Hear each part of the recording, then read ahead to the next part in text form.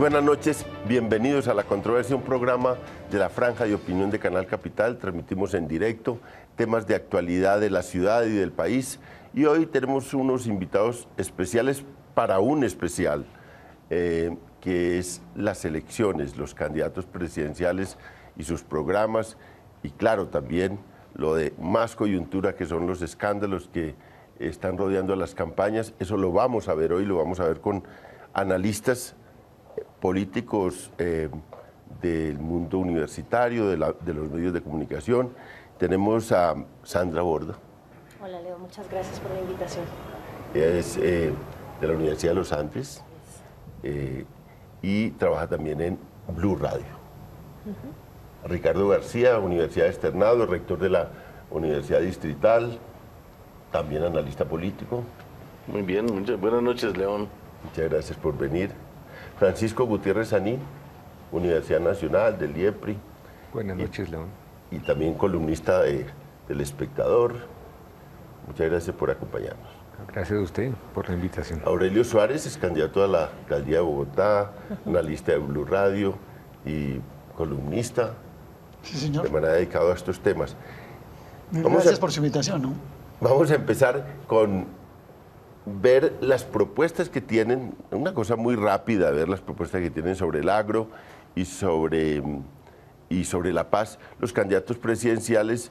Vemos eso para que los televidentes se hagan una idea rápida y somera y luego entramos al análisis. Estas entrevistas han sido hechas por Canal Capital y también con Las Dos Orillas, con un patrocinio de Oxfam, que está muy interesada en el debate agrario, que está muy interesada una ONG que está muy interesada en el debate sobre la paz y el tema agrario, y entonces han recogido estas expresiones de los candidatos presidenciales sobre las cuales vamos a hacer un análisis aquí con este grupo, con este panel tan interesante.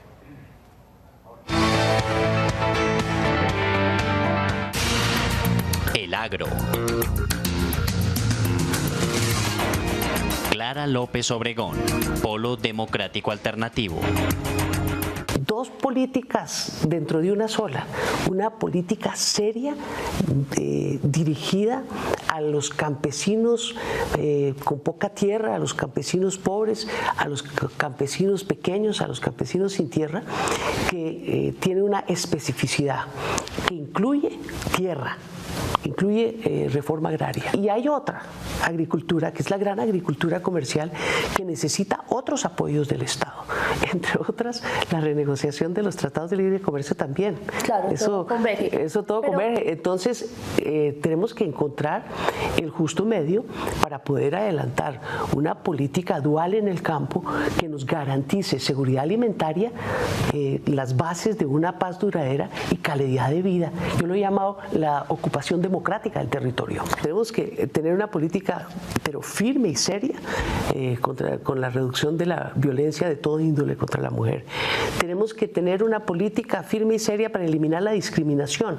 En el campo, el tema de la propiedad sobre la tierra es fundamental. Vamos a titularle a las mujeres. Y en términos más amplios, la igualdad en condiciones de trabajo. Enrique Peñalosa, Alianza Verde. Yo creo que se necesita fortalecer a los campesinos y también hacer posible que haya inversión empresarial en el campo, porque eso también genera empleos y genera producción para Colombia. Hacer una reforma agraria para que aquellos campesinos, por ejemplo, que no tienen tierra, tenemos unas 250.000 familias campesinas que no tienen tierra, logremos hacer todo lo posible para hacer una reforma agraria para que tengan tierra y logremos que se organice todo esto. Obviamente no podemos seguir con medio país todavía definido como una zona de reserva natural donde ya hace décadas no existe ni rastro de lo que era la reserva natural. Vamos a crear el Ministerio del Bienestar Campesino. Tiene que ver es con el mejoramiento de las condiciones de vida de los campesinos. Tiene que ver con que haya Nutrición. El peor problema de Colombia lo tienen en los 8 a 10 millones de campesinos. Allí es donde se encuentran los peores problemas de desnutrición. A la gente a veces le parece que porque vemos un par de gallinas corriendo alrededor de una casa que están bien alimentados. No, muchas veces ni siquiera pueden comérselas, tienen que venderlas. El Ministerio del Bienestar Campesino va a estar encargado del tema de la nutrición, de la calidad de la vivienda, de la calidad de la educación, de la calidad de la salud, de los servicios públicos. Marta Lucía Ramírez, Partido Conservador. Solamente tenemos que utilizar hoy una política agrícola real de apoyo a la agricultura colombiana, con financiación, con asistencia técnica, con los insumos requeridos, con los activos necesarios en el campo, con cadenas de producción agroindustriales. Voy a hacer todo lo que esté a mi alcance para proteger el agro colombiano, para darle competitividad, para generar cadenas de valor que permitan tener alimentos procesados, que sean competitivos, que podamos exportar, que puedan aprovechar el mercado interno en lugar de estarnos llenando de importaciones. Y ahí hay un espacio gigantesco para mejorar las condiciones del agro sin que sea el recurso del sí o no la denuncia tratada. He dicho a la mujer rural tenemos que empoderarla, educarla, capacitarla. Voy a llevar aulas virtuales a las zonas rurales de Colombia para darle capacitación a la mujer, para lograr darle a ella autonomía económica. ¿Sabe cómo? Enseñándolas a ellas a ser empresarias. ¿Sabe cómo? Para que ellas empiecen a ser parte del procesamiento que necesitan los alimentos, volviéndonos al tema del TLC. Oscar Iván Zuluaga, Centro Democrático. Por ejemplo, 4 acciones concretas que discutidas con los agricultores, con el sector agropecuario, dicen, si hacemos eso, damos un avance grande. Primero, bajas tasas de interés. Yo estoy proponiendo 30.000 pesos de intereses al año por cada millón de pesos. Esa sería la revolución para el sector. 2, reducir en un 50% el costo de los insumos y fertilizantes. Ellos dicen, así sí podemos competir. 3, quitarle el IVA a la maquinaria del sector agropecuario. 4, reducir el costo de la energía. 5, mejorar las vías terciarias y veredales. Ellos dicen, no, si hay una política que nos reduzca costos, podemos competir. Colombia puede ser exportador de yogur, de leche en polvo, de carne a los Estados Unidos, pero hay que hacer la tarea. Juan Manuel Santos, Unidad Nacional. Este año, el presupuesto para el sector agrícola es el más alto de toda su historia. Pero uno de nuestros grandes retos es garantizar que siga creciendo para darle más apoyo al campo y a nuestros campesinos. Pues podemos convertir ese campo que ha sido un foco de pobreza y desigualdad y de conflicto en una fuente de riqueza y prosperidad.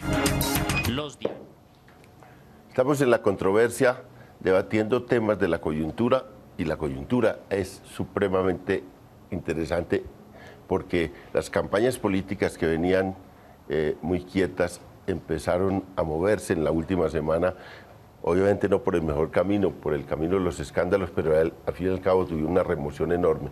Esta noche le vamos a dedicar a ese tema. Pero empezamos por un tema más tranquilo, no el de los escándalos, sino el tema de las políticas para el campo, que tiene un trasfondo de protesta agraria enorme en los últimos 2 años, que tiene un trasfondo de las negociaciones de paz de La Habana, y tuvieron una discusión amplia en el primer punto, de manera que el agro volvió a tener una importancia que no tenía en 30 años. Ya no se producían libros, los especialistas en el agro eran como muebles viejos que nadie les paraba bolas, volvieron a ser importantes los profesores y los gente que escribía sobre el agro y volvieron a llevarlos a debates públicos. Eso es el trasfondo de este debate y volvió a colocarse en el primer plano de la agenda nacional el agro. Aquí tenemos entonces unas primeras propuestas. Voy a empezar con Aurelio. ¿Qué tan importante fue el debate, ha sido el debate en esta campaña sobre el agro? ¿Sí logró recoger un poco ese trasfondo que está, o se quedó muy pobre ese debate? Bueno, yo coincido con usted, León, en que el agro volvió a salir era como un muerto enterrado por allá en un closet. El agro salió del closet, digamos así. El agro salió del closet después de mucho tiempo que en general en las propuestas políticas de campaña no se escuchaba. Y tiene que ver con la gran movilización social agraria que ha habido en Colombia. Esa movilización agraria tiene varios orígenes, ¿no? Y voy a mencionar un poco esos orígenes porque para contrastar un poco con las propuestas que oímos de los candidatos. Hay una movilización agraria que tiene que ver con la agenda de los sectores rurales muy ligados a las zonas del conflicto y cuya agenda está también muy circunscrita a las conversaciones o a las negociaciones de La Habana. Tiene que ver con zonas de reserva campesina, tiene que ver con sustitución de cultivos ilícitos, tiene que ver con servicios básicos en materia de servicios públicos, energía, acueductos, salud. Son zonas supremamente deprimidas, es lo que llama Molano el fracaso de la colonización campesina y que terminó siendo unas zonas cultivadoras de cultivos ilícitos. Hay una segunda franja de productores, que son más o menos 2,5 millones de productores lo que hay en el campo. Peñalosa da un dato de 250.000 campesinos sin tierra. Yo diría que puede ser un poco más, realmente las familias campesinas que reclaman tierra, algo bastante más. Hay 2,5 millones de productores de distintas capas y franjas y distintos productos. Pero esos productores, y perdónenme si me largo un minutico, tienen una característica. Es que esos productores ya fueron derrotados en una primera fase del libre comercio, o sea, los que producían arroz, trigo, cebada, maíz, ellos fueron arrinconados, digamos, de alguna manera. Y se resguardaron en temas como café, más café, panela, cacao, leche, papa, y ahora están siendo un poco asediados, digamos, en esos refugios que habían adquirido. Hay otro renglón que es el área de la agricultura comercial que mencionó Clara López, y hay un gran latifundio también que hace parte del campo colombiano. Entonces, a ese campo, a ese mapa general que yo le veo, creo que en el debate hay una confusión, me parece a mí. Es que ese mapa requiere políticas coyunturales y políticas estructurales. Son dos las áreas en las que hay que trabajar. Cuando uno oye al candidato Zuluaga, habla de sí, que el crédito, que esto, que lo otro. Son básicamente propuestas de tipo coyuntural, bajar el crédito. Sí, a un crédito y oportuno y barato hace parte, pero cuestiones estructurales yo llamaría dos en términos importantes. Una, el tema de la tierra. Es un tema que subyace y que cada vez puede ser más explosivo. No solamente por los que no tienen, León, sino por los que están en proceso de perderla ante una agricultura fallida. Ese es un punto importante. Un dato muy breve. En el Cauca hay 90.000 productores de café en 60.000 hectáreas. Es decir, menos de 1 hectárea por productor. ¿Cuál es el futuro en ladera? ¿Cuál es el futuro de eso? Y, por otro lado, hay, por supuesto, una necesidad de una política pública agraria. La política pública agraria en Colombia en los últimos 20 años, a mi modo de ver, ha sido básicamente la política del libre comercio. Y yo creo que esa política fracasó y arrinconó a los productores, como lo he explicado. Entonces creo que habría que en estos dos espacios señalar políticas coyunturales y políticas estructurales. Seguramente podremos hablar más tarde de otras cosas, por ejemplo, el que Colombia se ha vuelto un país exportador y explotador de recursos naturales no renovables, y eso cómo afecta a la agricultura y cómo hay que corregir eso. Pero bueno, digamos que en términos generales yo diría que lo que han dicho los candidatos, unos hablan de la coyuntura, otros de la estructura, y yo creo que hay que juntar los dos enfoques. Francisco, bueno, usted se le metió al lado a las tierras por el lado de la restitución en una investigación que yo aproveché para una de mis columnas, pero vi que, digamos, aquí se menciona volvió y se mencionó la reforma agraria, que para mí era como una cosa que ya nadie se atrevía a decir. No se habló de reforma agraria en Colombia, desde López para adelante empezó a hablar de otra cosa. Esta vez ya mencionan la reforma agraria. ¿Ese tema volvió para quedarse o en realidad son cosas pasajeras de campaña? No, León, yo no me le metí solamente al tema de la restitución, sino en general a un problema institucional muy severo que tiene Colombia, que es el de la regulación de los derechos de propiedad. Y en ese sentido el problema del campo en el país, digamos, se ha puesto de moda por las razones que estaba diciendo Aurelio, pero también porque eso afecta también a las ciudades y al mundo urbano. Y yo quisiera destacar como 3 cuestiones. En primer lugar, un avance real y cierto, exactamente lo que estaba diciendo León. O sea, finalmente la palabra reforma agraria, que era un tabú, era una expresión de dinosaurios, era una cuestión sobre la que yo ya no ameritaba hablar. Usted recordará expresiones de esos agraristas que ellos no se metieron al closet, sino empezaron simplemente a cambiar de discurso y a decir que ya no eran importantes las yucas sino los computadores. Pero resulta que por muchas cuestiones, entre otras cosas por el proceso de paz, pero también por la obvia crisis del mundo agrario, ya tenemos dos candidatos, Clara López y Enrique Peñalosa, que entre otras cosas es hijo de un notable reformador de la década del 60, entonces tiene que haber conocido eso con la leche materna de alguna manera. Gran productor de banano, además. Exacto, entonces están hablando de reforma agraria. Y entonces eso es un avance. Sin embargo, yo noto que hay todavía un problema que toca corregir, porque aquí, y creo que la pregunta de León lo sugiere, aquí toca hacer mucha pedagogía. Noto que tanto los candidatos que nombraron el tema como los que no, tienen una mentalidad un poco dualista. O sea, los buenos negocios se hacen con los empresarios, pero hay que dejarle algo a la incorporación social. Y lo que toca decir, lo han dicho muchos especialistas internacionales, Michael Lipton, Albert Berry, que en medio de la cosa con detalle, es que esa mentalidad dualista está completamente equivocada, ¿sí? Todos los países que han transitado una senda sana de desarrollo y de crecimiento económico vigoroso han ido en una dirección contraria al de las estructuras agrarias colombianas. Entonces, digamos, el siguiente paso, ya se está empezando a hablar de reforma agraria, el siguiente paso que hay que dar, que es absolutamente fundamental de cara a la opinión pública colombiana, es acabar con ese dualismo paternalista y condescendiente, según el cual la política con los campesinos es una política remedial de incorporación social y la verdadera política de producción es con los grandes propietarios. Eso simplemente no casa con la teoría del desarrollo tal como la conocemos hoy. Entonces, ese es un punto absolutamente nodal. Es decir, que la pequeña y mediana producción es también rentable. Pero por supuesto, mire, como obviamente la televisión no es un medio para sustentar esto, simplemente les quiero dar una anécdota. A mí siempre me ha gustado el fútbol.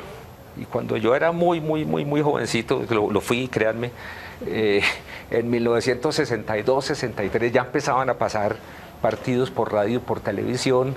Creo que en el 62 o en el 66 fue Corea del Norte, pero en el 62 creo que fue Corea del Sur que participó en un mundial.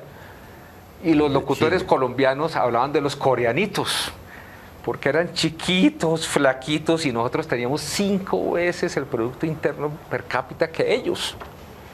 Hoy en día ellos tienen 5 veces el Producto Interno per cápita que nosotros, sobre la base de una política industrial y de una política redistributiva absolutamente vigorosa que pasó por una reforma agraria que ni los más acalorados reformadores en América Latina han planteado, ¿sí? Entonces no es el caso que, digamos, uno pueda vivir en ese dualismo que reforma agraria es antiproducción, por el contrario, es la mayor medida pro producción que se puede hacer. Y la tercera glosa que quisiera hacer es que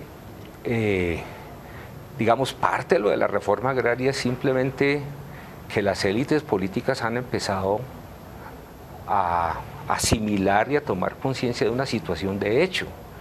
Es que el conflicto y lo que han llamado, con razón a mi juicio, la reforma agraria invertida, es decir, una acumulación coercitiva absolutamente brutal y masiva, pone a la sociedad colombiana frente a una situación de hecho, que no solamente es económica, sino también política y social. ¿Y cómo se va a responder frente a eso? ¿Sí? Hay distintas medidas que nos podrían, si se realizaran bien, nos podrían llevar, digamos, hacia el statu quo de 1990 y pucho, que ya era muy malo. Entonces, realmente la necesidad de la reforma agraria también pasa por ese parámetro. Sandra. Perdón, León, quisiera una última observación. Sí. El candidato Oscar Iván Zuluaga habló muy bonito de las carreteras, pero bajo los 8 años del gobierno de Uribe no se construyó 1 kilómetro de vías. El apunte ese genial de Daniel Samper Ospina, que decía, ¿por qué uno puede estar absolutamente seguro de que Uribe no es un dictador? Porque los dictadores hacen obras públicas y bajo Uribe eso no se vio. o sea, cero cemento. Entonces...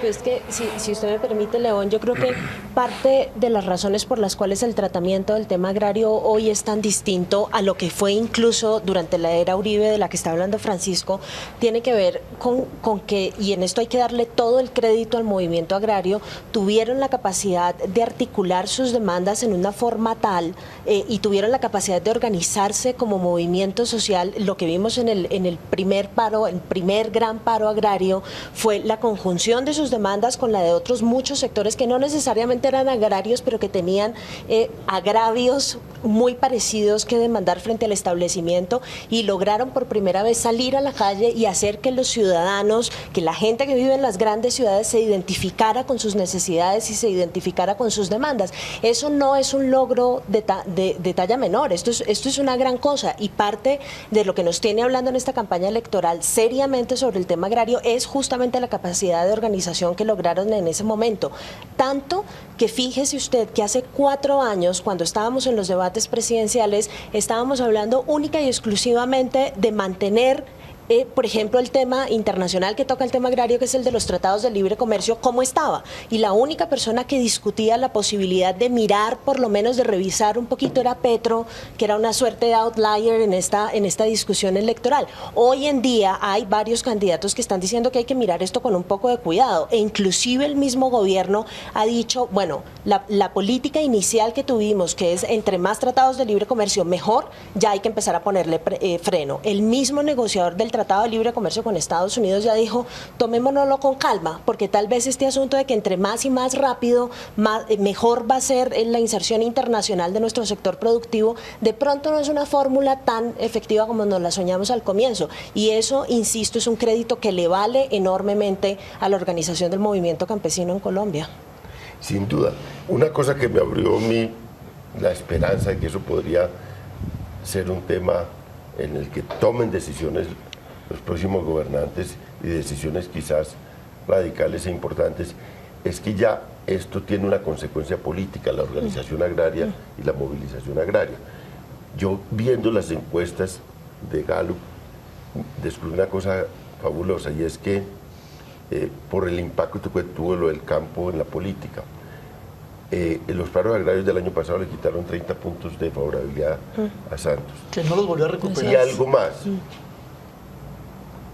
Los tratados de libre comercio entraron a los paros con un 67% de respaldo y salieron con un 42%, que hubo 25 puntos. Aquí siempre ha habido movilización agraria, pero movilización agraria con consecuencias políticas, con interpelación del mundo urbano, no las había habido. Esta vez las hubo. Eso me abre la esperanza de que sí puede ser un tema muy importante en la política colombiana a futuro. Aquí no pudo entrar en la campaña todavía con la fuerza que ameritaba, pero creo que va a estar. Pero digamos, ¿qué sigue después de todo este proceso de movilización social? ¿Qué ves en los candidatos? ¿Qué profundidad le ves a estos planteamientos? ¿Qué posibilidad hay realmente de que estos candidatos, bueno, ya los dos en segunda vuelta le metan el diente más al tema, los que queden para segunda vuelta?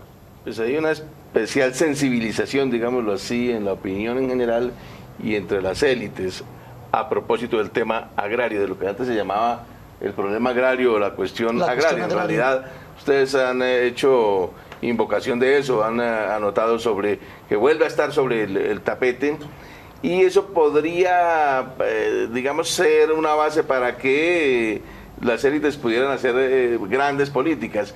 Lo que pasa es que una cosa es plantear más o menos algunas políticas puntuales sobre el tema agrario, y otra cosa es enfrentarlo como lo amerita.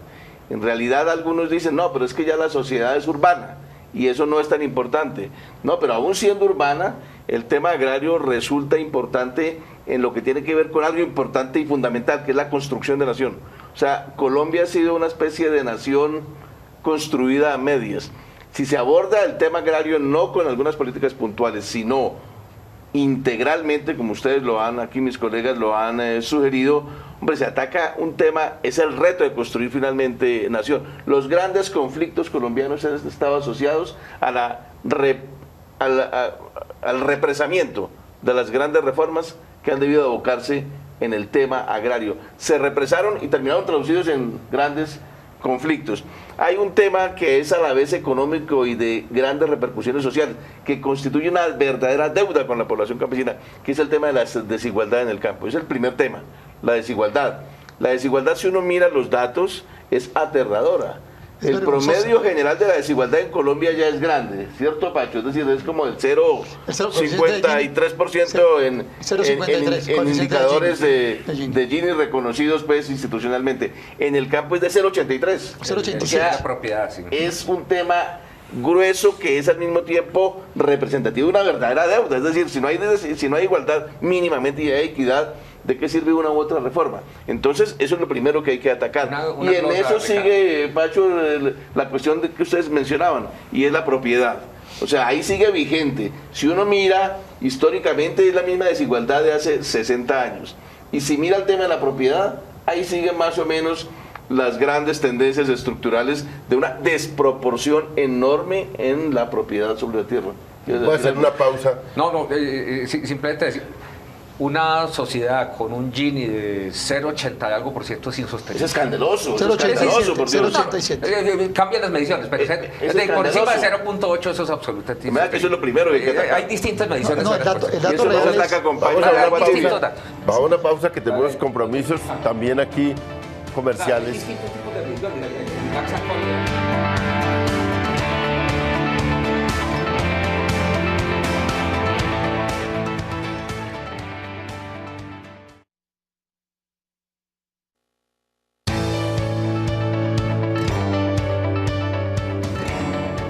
Estamos en La Controversia, un programa de la Franja de Opinión de Canal Capital. Transmitimos en directo una discusión muy interesante hoy sobre el agro y ahora vamos a escuchar las opiniones muy concretas de los candidatos sobre la paz en las entrevistas que hemos recogido con Dos Orillas, con el patrocinio de Oxfam, de estos candidatos, y vamos a analizarlas ligadas a este tema del agro.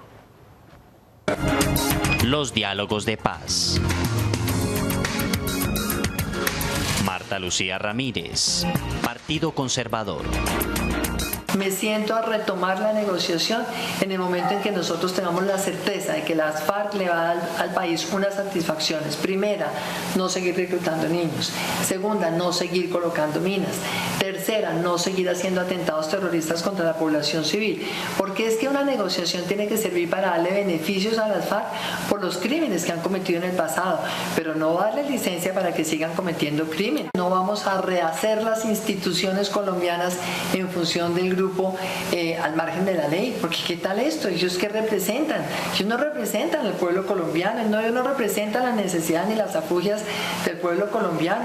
Por esa razón he dicho, una negociación de esta tiene que hacerse con una gran responsabilidad, no con el afán de firmar por firmar. Mis críticas son idénticas con el uno y el otro, y mi voluntad de llegar a una negociación que sirva sería idéntica con el uno y el otro si cumplen las condiciones. Enrique Peñalosa, Alianza Verde. El 70% de los colombianos dicen que no están de acuerdo con la manera como están avanzando las negociaciones y que no creen que vayan a tener éxito. Entonces, incurro en un costo político cuando digo que vamos a mantener las negociaciones y que vamos a mantenerlas el mismo equipo negociador para que no haya ningún pretexto para las FARC de dilatar, llegar a un acuerdo. Y me parece triste que el candidato presidente esté haciendo campaña política con la paz, porque este es un asunto que debería trascender a cualquier gobierno, es más importante que cualquier gobierno. Los crímenes de la guerrilla van a tener un tratamiento especial dentro del marco de la justicia transicional, y los militares que hayan cometido delitos también deben poder tener acceso a esa justicia transicional. Yo si no voy a hacer política con este tema, así desafortunadamente nuestro candidato presidente está dedicado a hacer política con el tema de la paz. Primero, para distraer la atención de la cantidad de temas que ha descuidado, como la salud, la atención a los campesinos, las carreteras, la seguridad urbana, etcétera. Clara López Obregón, Polo Democrático Alternativo. Nosotros no vamos a votar por Juan Manuel Santos, nosotros no creemos en la reelección de Juan Manuel Santos y nosotros sí estamos convencidos que uno puede hacer un proceso de paz montando en el barco a todo el país, que es lo que no ha hecho Juan Manuel Santos. Convirtió una política de Estado en una bandera partidista de reelección y ese ha sido su más grave error. Eso es lo que tiene en peligro el proceso de paz.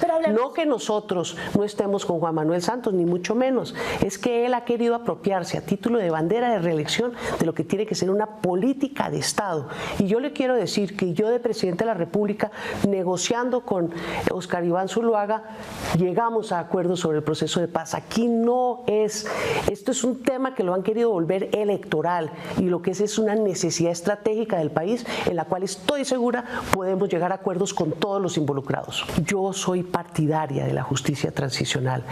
Ningún proceso de paz ha tenido éxito en el mundo cuando se trata de meter a la cárcel a quienes han incurrido en la degradación que ha significado el conflicto de ambas partes, desde luego de la guerrilla, pero también de la fuerza pública. Recuérdese que yo fui uno de los denunciantes más certeros de los falsos positivos. Óscar Iván Zuluaga, Centro Democrático.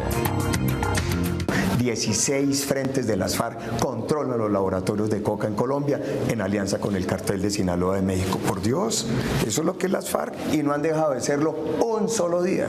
Eso es lo que conocemos los colombianos. ¿Cuál es la voluntad de paz? La propuesta nuestra es muy clara. Las FARC son una organización terrorista y son el principal cartel del narcotráfico. Pero no. Si quieren una paz negociada, tienen que suspender toda acción criminal contra los colombianos de bien. Y esa es mi propuesta. Que hagan una voluntad. Y eso es lo que yo aspiro, con lo que aspiro a ganar la presidencia. Y ese es mi compromiso con los colombianos. Juan Manuel Santos, Unidad Nacional.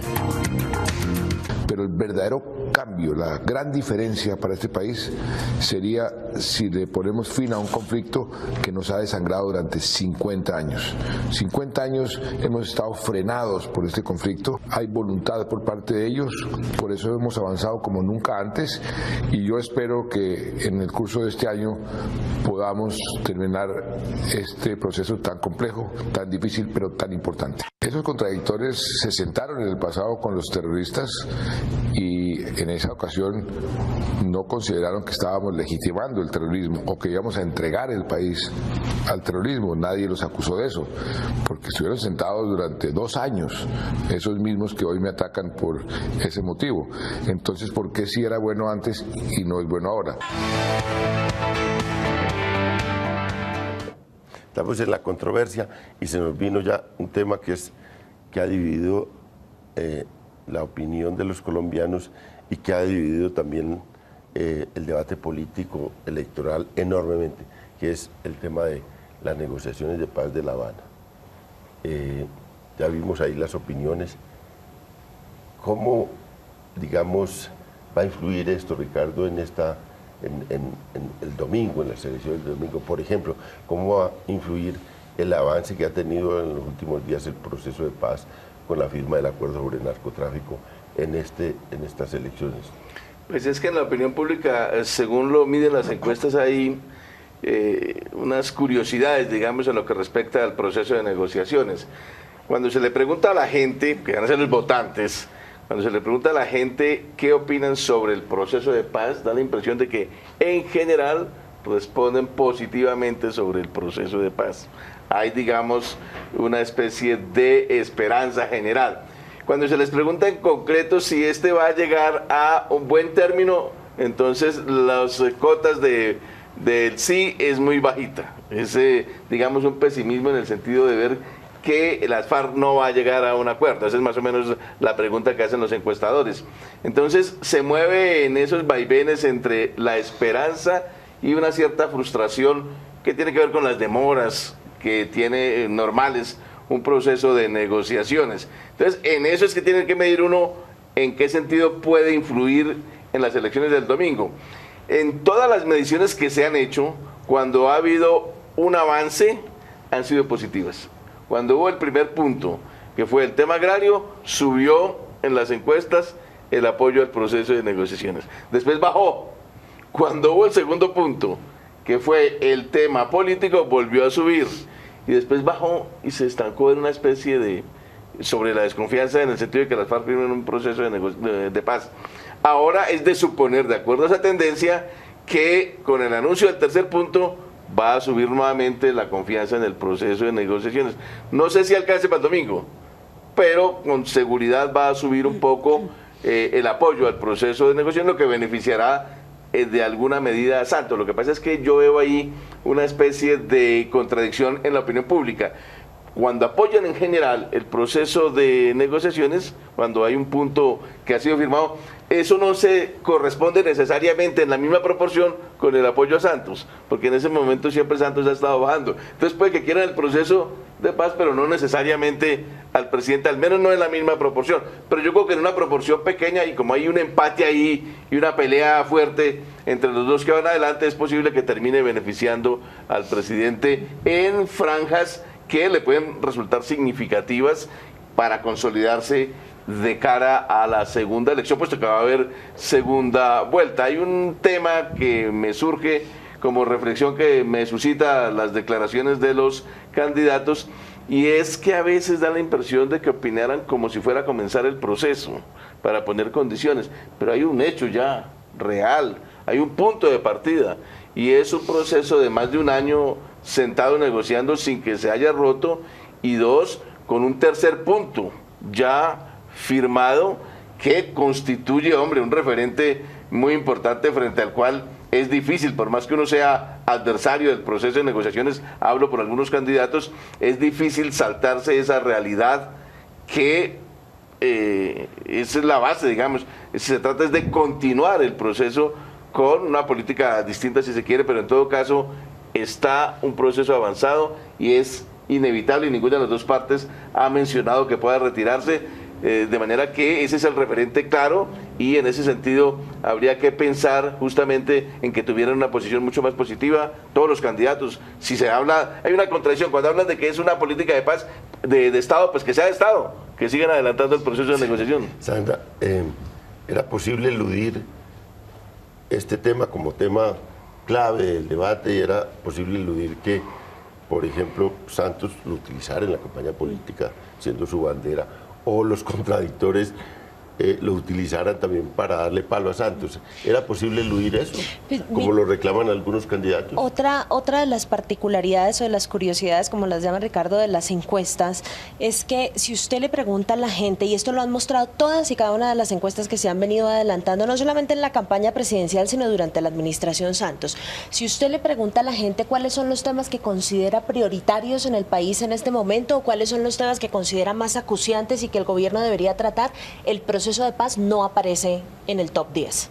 ¿Sí? Y esto es una cosa bien interesante que puede ser explicada desde muchísimos puntos de vista. Usted puede arguir que la gente se ha acostumbrado al conflicto, que le tiene desconfianza a la forma en la que se está adelantando el proceso de paz, pero hay un montón de temas que para mucha gente, no para todas, son mucho más cercanos a su cotidianidad que el mismo proceso de paz. Entonces, yo sí creo que había un espacio importante, no para eludir el tema de las conversaciones en La Habana, pero sí para hablar de problemas más estructurales, digamos, y que problemas que están vinculados con el conflicto armado, pero que van más allá de la lógica de las conversaciones en sí mismas. Lo que pasa es que políticamente, para las dos campañas dominantes, era rentable mantener el eje de la conversación en guerra versus paz, en usted es un guerrerista, yo soy un pacifista, porque esa historia vendía fácilmente.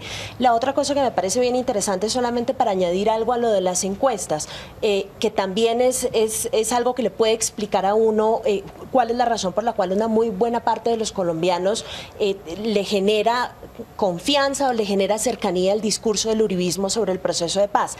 La gente quiere un proceso de paz, la gente quiere que el conflicto se termine, pero cuando usted les pregunta qué concesiones están dispuestos a hacer, no quieren hacer ninguna. Ninguna concesión de ningún tipo, ni participación política, ni eximir de cárcel, ni absolutamente nada. Ese es el discurso del uribismo al final. Vamos a hacer una pausa, que es un compromiso que hay con la Autoridad Nacional de Televisión, que es una pausa un poco larga sobre la campaña electoral.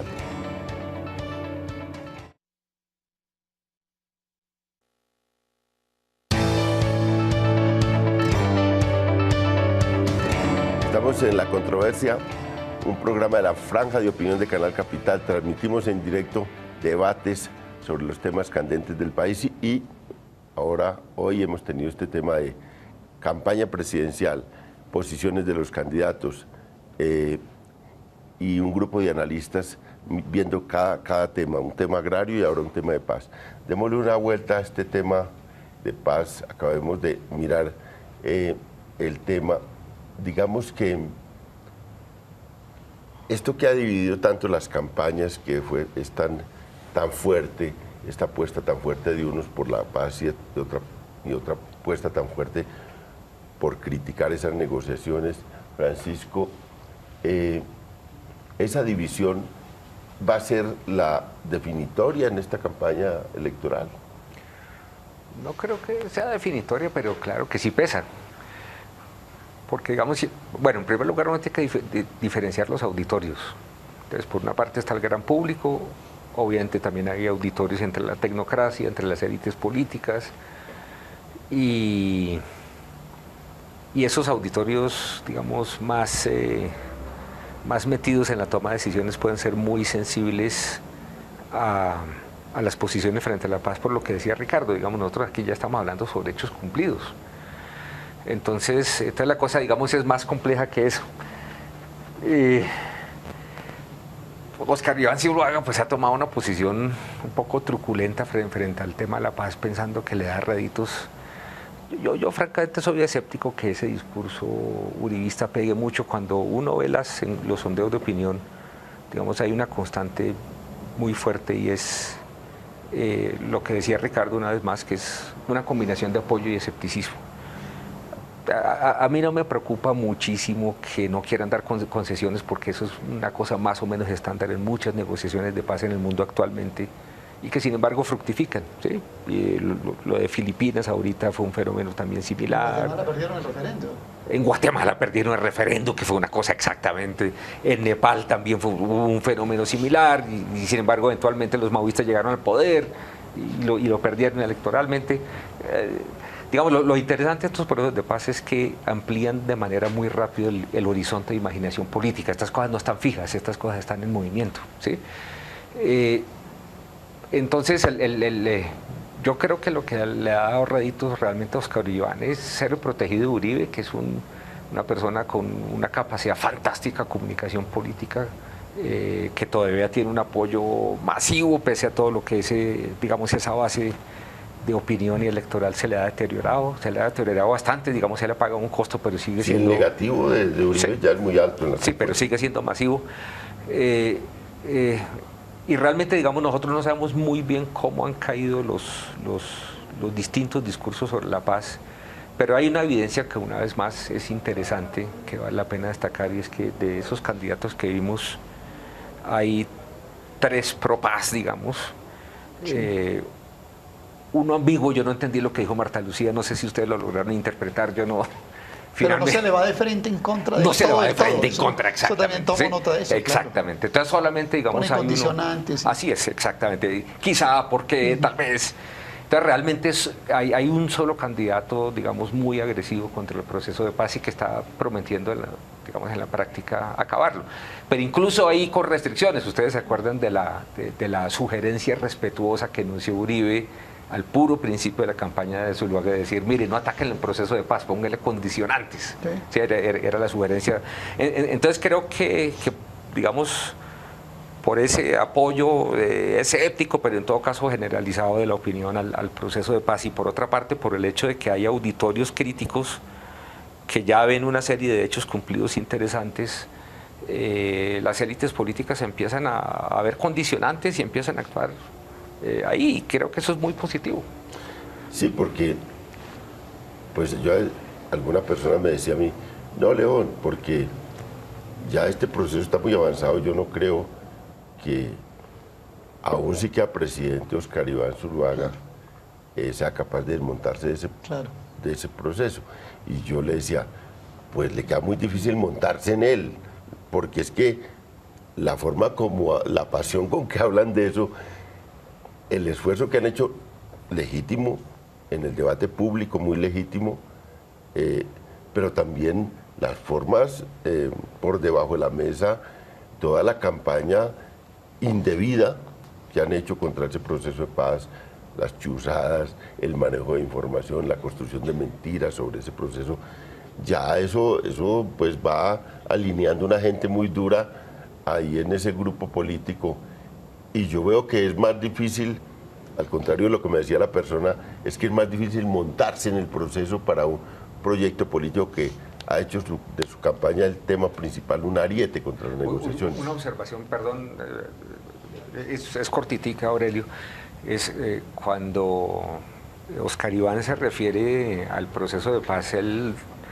digamos, tendría que responder igual por el proceso de paz con los paramilitares que tuvo narcos puros y duros, etcétera, etcétera, es decir, personas que ejercían la actividad del narcotráfico, digamos, como actividad principal y que se prolongó hasta 2007. Entonces, es una contabilidad por partida, aparte de las mentiras y, digamos, de estas pequeñas trapacerías a las que se refiere León, hay también una contabilidad por partida doble que valdría la pena señalar, ¿no? Ahora ellos dicen que por ejemplo, Oscar Iván dice, nunca negociaría el tema de drogas con el principal cartel del mundo, es las FARC, dice él, eso no se puede negociar. Entonces ataca este punto de negociación que hubo en La Habana y el acuerdo a que llegaron. Y uno recuerda las de Santa Fe Realito, y es precisamente porque no estuvo ese tema del narcotráfico en negociación, luego el argumento para extraditar a los paramilitares era que seguían con el negocio de la droga aún después de haber negociado, cuando eso no estuvo en discusión. Y uno tiende a pensar que es una falla no haberlo metido en la discusión. Sí, pero yo creo que hay que mirar como tres cosas ahí. Por un lado, el uso político que le está haciendo cada uno de los bandos a su posición, que yo coincido con lo que dice Francisco. Si uno mira las posiciones que expusieron aquí los candidatos, la verdad es que uno puede decir que ahí están 3,5 contra 1,5, ¿no? O 3,5 contra 1,5, para ponerlo así de esa manera. Porque yo creo que aquí hay un hecho que en los análisis de guerra y paz no se está haciendo en el país. Y es el peso de la comunidad internacional en ese proceso. Si yo no tengo ninguna duda de que hoy la política oficial del Departamento de Estado es llegar a una terminación del conflicto. Y eso tiene un valor, eso le pesa hasta al señor Uribe de ahí para abajo. Es así. O sea, vamos a suponer que el señor Zuluaga gana las elecciones. Al otro día lo llama Don Kerry y le dice, bueno, quitar.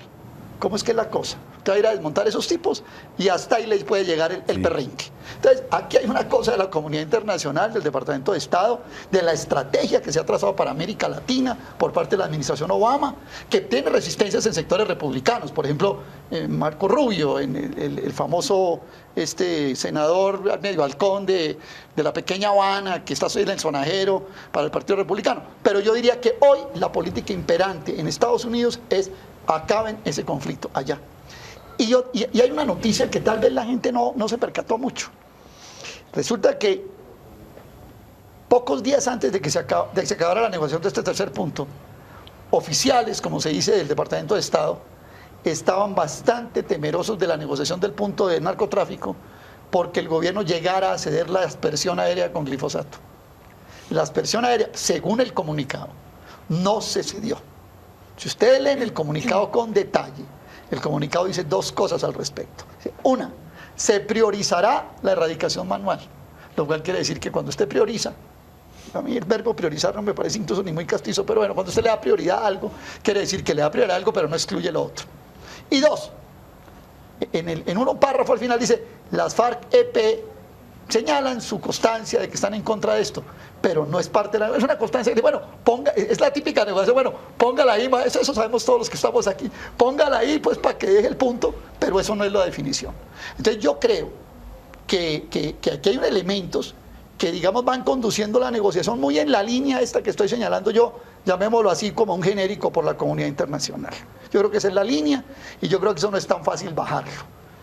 Gane el que gane.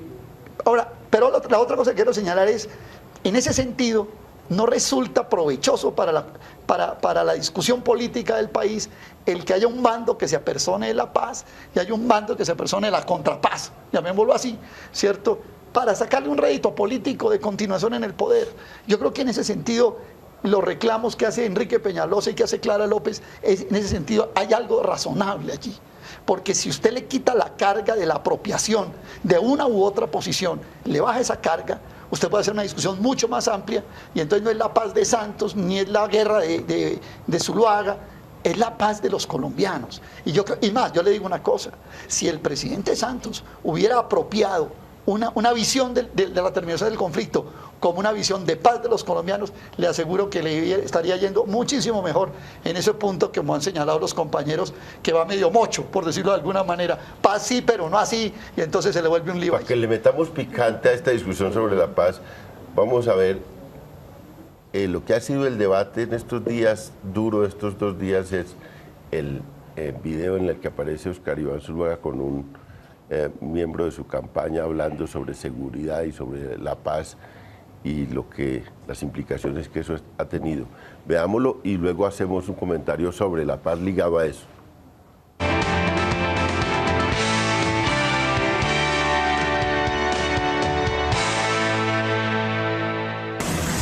Este es un sitio web en el que yo no se lo mostré, Alfonso, con el que también vamos a salir mañana, que se llama Diálogos a Voces. Estamos haciendo unas pequeñas correcciones de escritura, pero ¿qué estamos mostrando? Información desde el lado de inteligencia que se puede hacer público, tampoco podemos publicar todo. Esto es un ejemplo. Es la hoja de vida militar de quienes son los que están negociando en La Habana. Todo su prontuario. Sí, señor. Eso tiene un fuerte cambio en la organización, pero este es el uso público. Entonces sale quién es Andrés París, la completa, qué han hecho, qué no han hecho, cuántas órdenes de captura vigentes tienen, cómo se comportan en la selva, a qué grupos ha pertenecido, desde cuándo empezó esa información extraída de inteligencia militar, a la cual yo tengo acceso. Estamos sacando también de la columna móvil Daniel Aldana, que es la que últimamente ha dado golpes contundentes contra la República. Estamos creando toda la historia con los cabecillas, qué hacen, qué no hacen, cómo lo hacen. Y sacamos todo el historial desde los diálogos de La Habana a día de hoy, las acciones militares en contra de la población civil que han realizado los terroristas. Esta también, en algún momento necesitamos moverla. Lastimosamente debemos esperar una acción de las FARC que la hacen todos los días para empezar a mover este material. ¿Qué funciona? Nosotros se mueven redes por todos lados, toda esta parte se mueve la FARC. Esto es similar. Inteligencia crea habitualmente blogs para hablar de temas específicos. Y estamos disfrazando de esto, pero no es un tema tan técnico, lo estamos haciendo de todo para dummies. Andrés, entonces, ¿qué golpe nos va a dar Santos como su tabla de salvación de aquí al 19? Estamos esperando el 25, porque ya está confirmado. Queda un mes para dar un golpe, ¿no? Un ataque masivo de... ¿Eso lo levantaría? A Santos le fortalecería su... A Santos lo único que lo fortalece ahora es un golpe contra las FARC, nada más. Pero como para decir que lo disparen. Lo que pasa es que el golpe dando de las FARC pierde legitimidad de lo que se le está diciendo lo de Timochenko, como que nos olvidamos de eso. Pero por lo que nosotros nos hemos enterado, es muy difícil golpear, por ejemplo, Timochenko, sabemos que está en la frontera por una tuberculosis. Esa información la corroboramos de fuentes. Por el acceso que tengo yo al Comando Sur, que son los aviones, los EUAX, yo averigué el nombre bien, que son los que monitorean las comunicaciones de ellos. ¿Qué es usted lo de Romaña? ¿Qué puedo averiguar? Mañana me voy con mi amigo a las 10 de la mañana. Pero yo creo que Romaña es un objetivo mismo.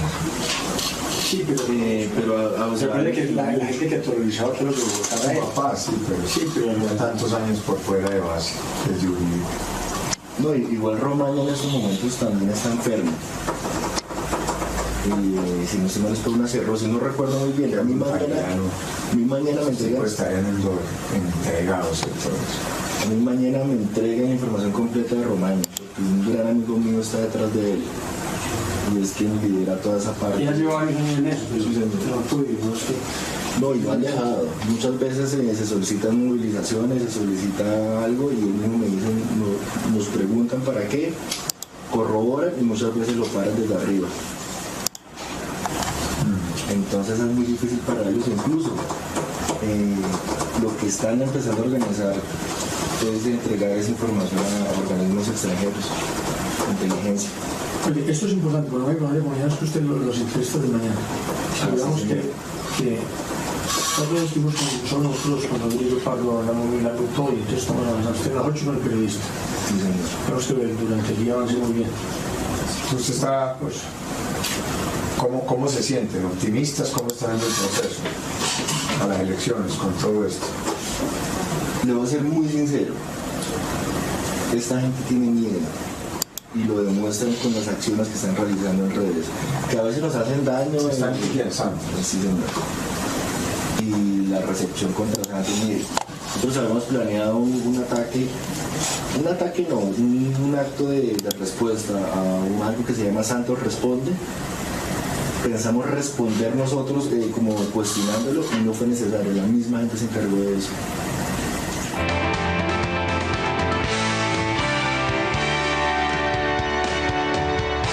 Bueno, vimos esto en extenso por la significación que ha tenido este fin de semana ese video. Y lo primero es que, bueno, hay una explicación de la campaña de Óscar Iván Zuluaga de que eso es un montaje. No hay mucha explicación de en qué sentido es un montaje, pero ¿ese argumento es suficiente para tumbar todo esto que está ahí? Sandra. No, definitivamente no. Digamos, el parte del valor que tienen las grabaciones es justamente que son una evidencia clarísima de una conversación que tuvo lugar en el que a lo menos hay un intercambio sobre información que no debería ser información pública, que es información de una forma u otra clasificada y que no debería estar escuchando el candidato Óscar Iván Zuluaga. Pero digamos que yo he intentado en estos días invitar a la gente que se haga más preguntas sobre este tipo de fenómenos, porque es que me parece que estamos cayendo única y exclusivamente en la pregunta obvia, y ¿es Óscar Iván culpable o no culpable? ¿Qué tal si nos preguntamos, por ejemplo, quién infiltró el video? ¿Por qué lo infiltró justamente en este momento de la campaña y no antes, sino después? Esta mañana estaba oyendo algunas respuestas tentativas a esto y la gente sugería que había sido la Fiscalía la que había entregado el video y que lo había encontrado en el momento del allanamiento en las oficinas de Sepúlveda. La pregunta es ¿por qué la Fiscalía lo filtra? ¿Y por qué? ¿Y qué es exactamente lo que hay detrás, no solamente del manejo de la información que está haciendo la campaña de Óscar Iván Zuluaga, sino también del manejo de la información que está haciendo la campaña del presidente candidato Santos? Porque tengo la impresión de que aquí está en juego, digamos, una cosa que va mucho más allá de las campañas sucias, y es el uso de métodos ilegales para acceder al poder político que no estamos explorando al fondo. Tengo la sensación de que nos estamos quedando solamente en la superficie de este debate por cuenta de que los medios están haciéndole el juego a los candidatos, poniendo los términos del debate y de la discusión tal como ellos quieren que sean puestos en el debate nacional.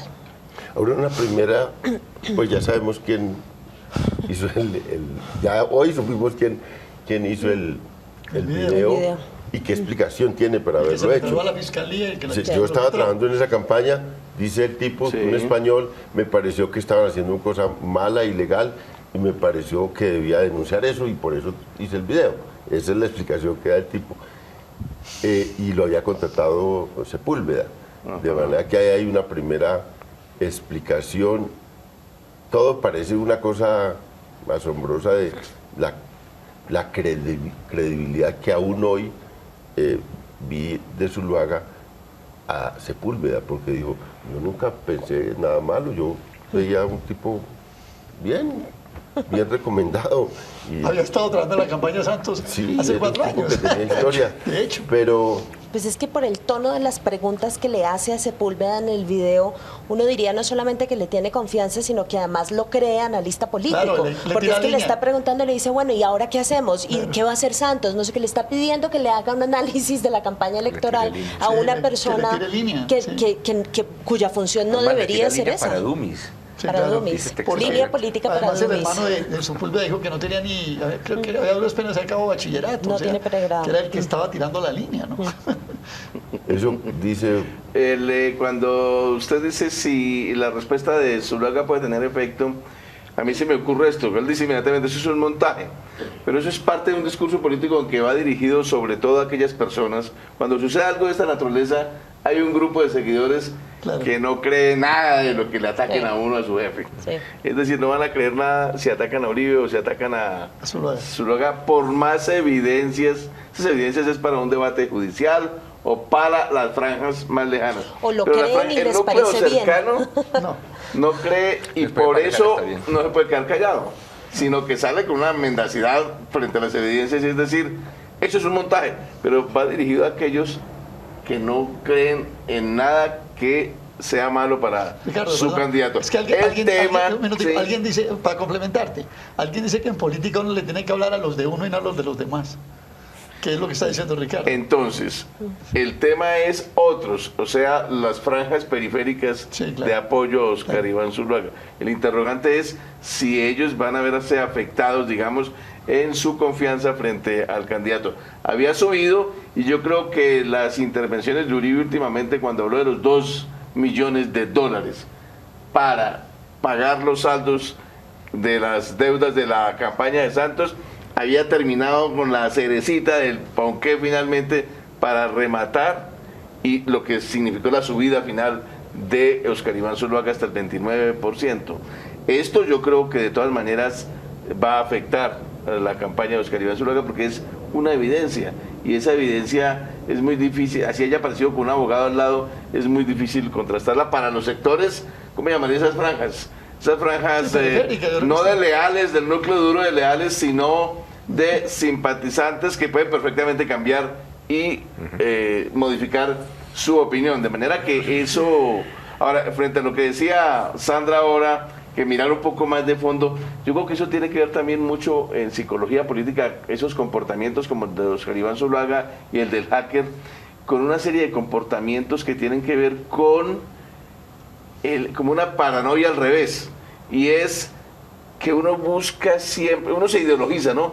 Esos son castrochavistas, ¿cierto? Esos son castrochavistas. Entonces es una cosa de una representación ideológica, y uno termina buscando qué confirma que son castrochavistas, y termina viendo por alguna parte que son castrochavistas. Ustedes recuerdan hace muchos años cuando Pacho Santos era jefe de redacción o algo así en El Tiempo, y terminó viendo al padre Enel Beltrán por allá haciendo cosas con el ELN, era que lo quería ver ideológicamente. Estos terminan queriendo ver algo que confirme que le están entregando a las FARC el país, y terminan creyéndole a un hacker que ahí se veía que era un poco endeble lo que le decía a Oscar Iván Zuluaga. Quizá era un poco carreta lo que le estaba echando, ¿no? Pero lo cierto es que sí estaban negociando con temas de seguridad, como dice Sandra, que no tienen por qué estar en boca de un candidato, de una persona privada. Hay una cosa que es un agravante a lo que ha señalado Ricardo, y es que las respuestas han sido muy erráticas, las respuestas de Zuluaga.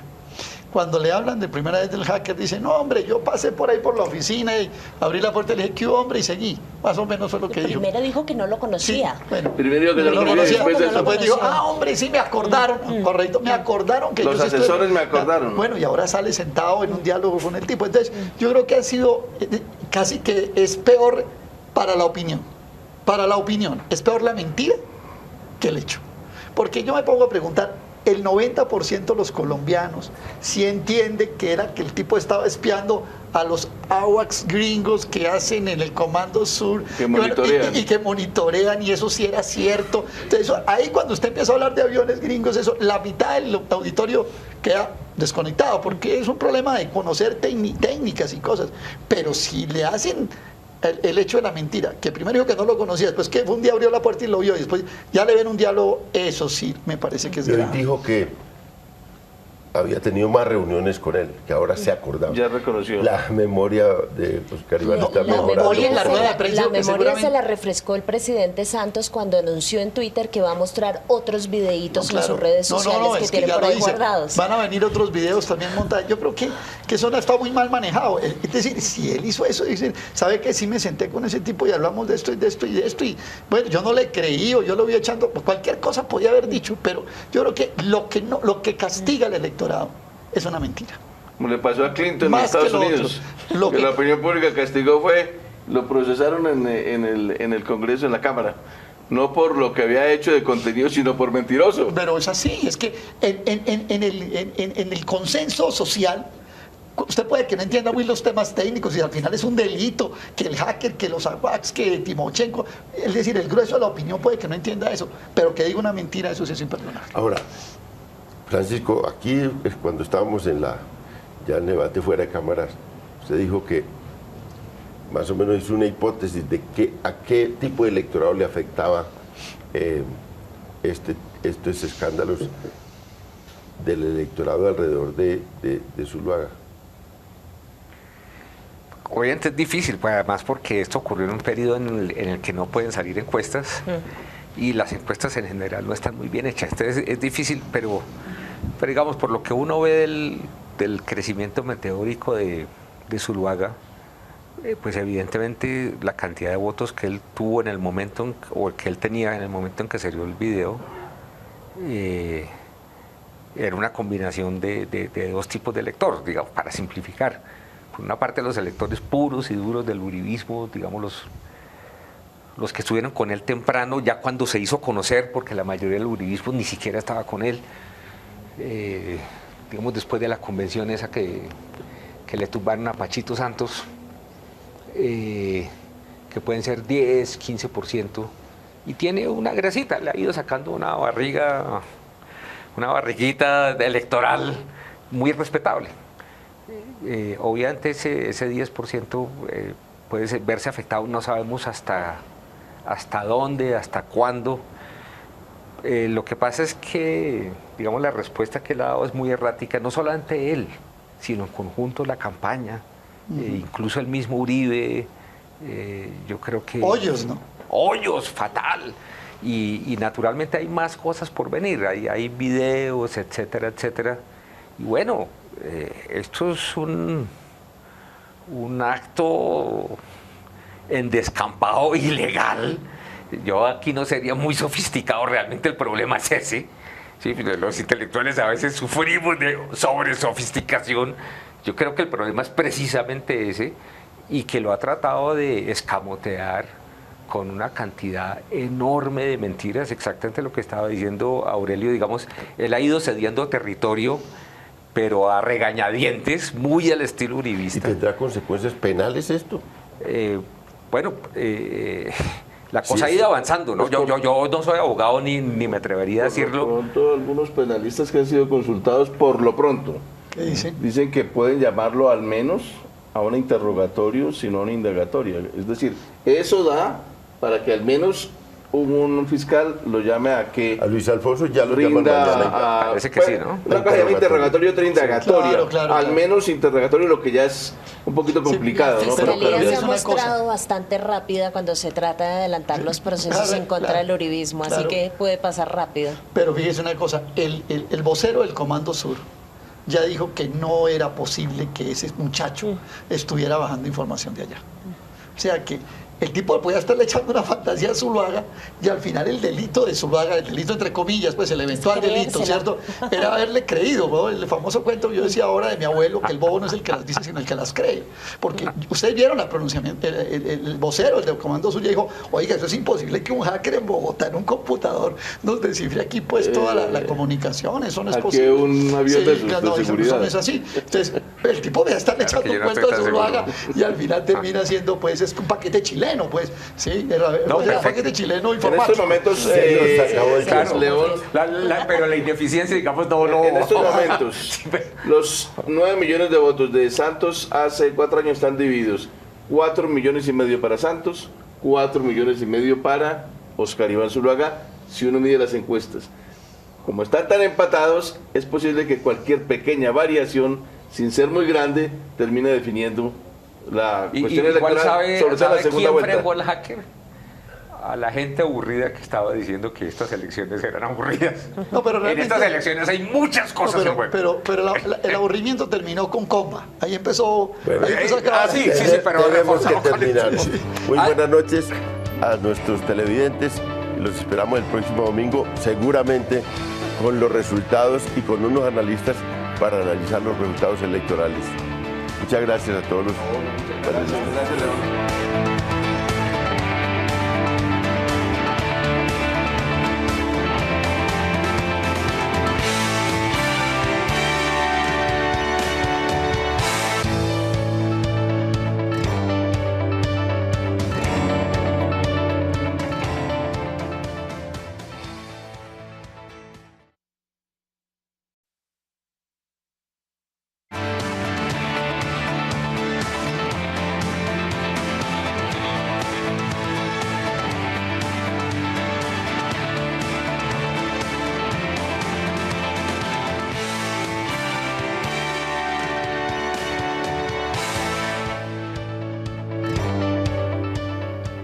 Muy buenas noches, bienvenidos a La Controversia, un programa de la Franja de Opinión de Canal Capital. Transmitimos en directo temas de actualidad de la ciudad y del país.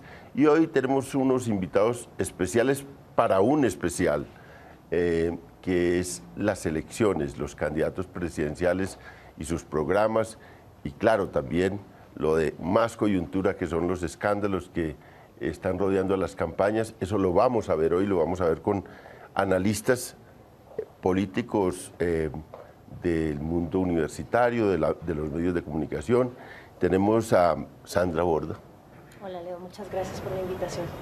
Ella es de la Universidad de los Andes y trabaja también en Blue Radio. Ricardo García, Universidad Externado, rector de la Universidad Distrital, también analista político. Muy bien, muchas buenas noches, León. Muchas gracias por venir. Francisco Gutiérrez Sanín, Universidad Nacional del IEPRI. Buenas noches, León.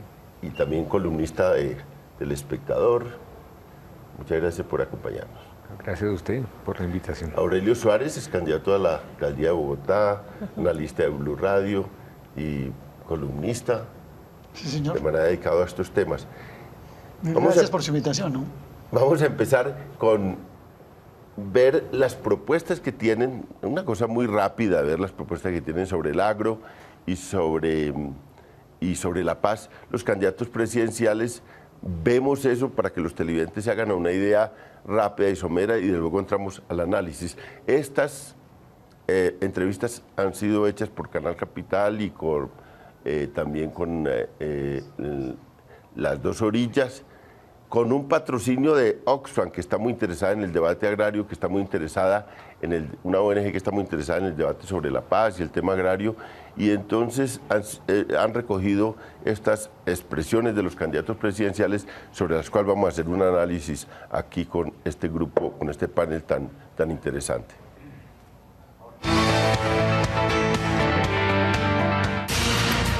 El agro. Clara López Obregón, Polo Democrático Alternativo. Dos políticas dentro de una sola, una política seria dirigida a los campesinos con poca tierra, a los campesinos pobres, a los campesinos pequeños, a los campesinos sin tierra, que tiene una especificidad que incluye tierra, incluye reforma agraria. Y hay otra agricultura, que es la gran agricultura comercial, que necesita otros apoyos del Estado. Entre otras, la renegociación de los tratados de libre comercio también. Claro, todo converge. Eso todo converge. Entonces, tenemos que encontrar el justo medio para poder adelantar una política dual en el campo que nos garantice seguridad alimentaria, las bases de una paz duradera y calidad de vida. Yo lo he llamado la ocupación democrática del territorio. Tenemos que tener una política, pero firme y seria, con la reducción de la violencia de toda índole, ejerciéndole contra la mujer. Tenemos que tener una política firme y seria para eliminar la discriminación. En el campo el tema de la propiedad sobre la tierra es fundamental. Vamos a titularle a las mujeres. Y en términos más amplios, la igualdad en condiciones de trabajo. Enrique Peñalosa, Alianza Verde. Yo creo que se necesita fortalecer a los campesinos y también hacer posible que haya inversión empresarial en el campo, porque eso también genera empleos y genera producción para Colombia. Hacer una reforma agraria para que aquellos campesinos, por ejemplo, que no tienen tierra, tenemos unas 250.000 familias campesinas que no tienen tierra, logremos hacer todo lo posible para hacer una reforma agraria para que tengan tierra y logremos que se organice todo esto. Obviamente no podemos seguir con medio país todavía definido como una zona de reserva natural donde ya hace décadas no existe ni rastro de lo que era la reserva natural. Vamos a crear el Ministerio del Bienestar Campesino. Tiene que ver con el mejoramiento de las condiciones de vida de los campesinos. Tiene que ver con que haya nutrición. El peor problema de Colombia lo tienen en los 8 a 10 millones de campesinos. Allí es donde se encuentran los peores problemas de desnutrición. A la gente a veces le parece que porque vemos un par de gallinas corriendo alrededor de una casa que están bien alimentados. No, muchas veces ni siquiera pueden comérselas, tienen que venderlas. El Ministerio del Bienestar Campesino va a estar encargado del tema de la nutrición, de la calidad de la vivienda, de la calidad de la educación, de la calidad de la salud, de los servicios públicos. Marta Lucía Ramírez, Partido Conservador. Solamente tenemos que utilizar hoy una política agrícola real de apoyo a la agricultura colombiana, con financiación, con asistencia técnica, con los insumos requeridos, con los activos necesarios en el campo, con cadenas de producción agroindustriales. Voy a hacer todo lo que esté a mi alcance para proteger el agro colombiano, para darle competitividad, para generar cadenas de valor que permitan tener alimentos procesados, que sean competitivos, que podamos exportar, que puedan aprovechar el mercado interno en lugar de estarnos llenando de importaciones. Y ahí hay un espacio gigantesco para mejorar las condiciones del agro sin que sea el recurso del sí o no la denuncia al tratado. He dicho a la mujer rural tenemos que empoderarla, educarla, capacitarla. Voy a llevar aulas virtuales a las zonas rurales de Colombia para darle capacitación a la mujer, para lograr darle a ella autonomía económica. ¿Sabe cómo? Enseñándolas a ellas a ser empresarias. ¿Sabe cómo? Para que ellas empiecen a ser parte del procesamiento que necesitan los alimentos, volviéndonos al tema del TLC. Oscar Iván Zuluaga, Centro Democrático. Por ejemplo, 4 acciones concretas que discutidas con los agricultores, con el sector agropecuario, dicen, si hacemos eso, damos un avance grande. Primero, bajas tasas de interés. Yo estoy proponiendo 30.000 pesos de intereses al año por cada millón de pesos. Esa sería la revolución para el sector. 2, reducir en un 50% el costo de los insumos y fertilizantes. Ellos dicen, así sí podemos competir. 3, quitarle el IVA a la maquinaria del sector agropecuario. 4, reducir el costo de la energía.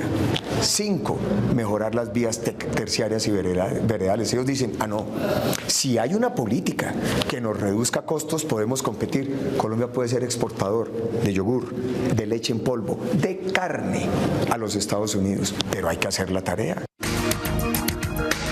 Juan Manuel Santos, Unidad Nacional. Este año, el presupuesto para el sector agrícola es el más alto de toda su historia. Pero uno de nuestros grandes retos es garantizar que siga creciendo para darle más apoyo al campo y a nuestros campesinos. Pues podemos convertir ese campo que ha sido un foco de pobreza y desigualdad y de conflicto en una fuente de riqueza y prosperidad. Estamos en la controversia debatiendo temas de la coyuntura y la coyuntura es supremamente interesante porque las campañas políticas que venían muy quietas empezaron a moverse en la última semana, obviamente no por el mejor camino, por el camino de los escándalos, pero al fin y al cabo tuvieron una remoción enorme. Esta noche le vamos a dedicar a ese tema, pero empezamos por un tema más tranquilo, no el de los escándalos, sino el tema de las políticas para el campo, que tiene un trasfondo de protesta agraria enorme en los últimos 2 años, que tiene un trasfondo de las negociaciones de paz de La Habana y tuvieron una discusión amplia en el primer punto, de manera que el agro volvió a tener una importancia que no tenía en 30 años, ya no se producían libros, los especialistas en el agro eran como muebles viejos que nadie les paraba bolas, volvieron a ser importantes los profesores y los gente que escribía sobre el agro y volvieron a llevarlos a debates públicos. Eso es el trasfondo de este debate y volvió a colocarse en el primer plano de la agenda nacional el agro. Aquí tenemos entonces unas primeras propuestas. Voy a empezar con Aurelio. ¿Qué tan importante fue el debate, ha sido el debate en esta campaña sobre el agro? ¿Sí logró recoger un poco ese trasfondo que está o se quedó muy pobre ese debate?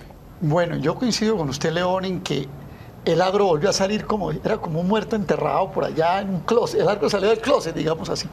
El agro salió del closet después de mucho tiempo que en general en las propuestas políticas de campaña no se escuchaba. Y tiene que ver con la gran movilización social agraria que ha habido en Colombia.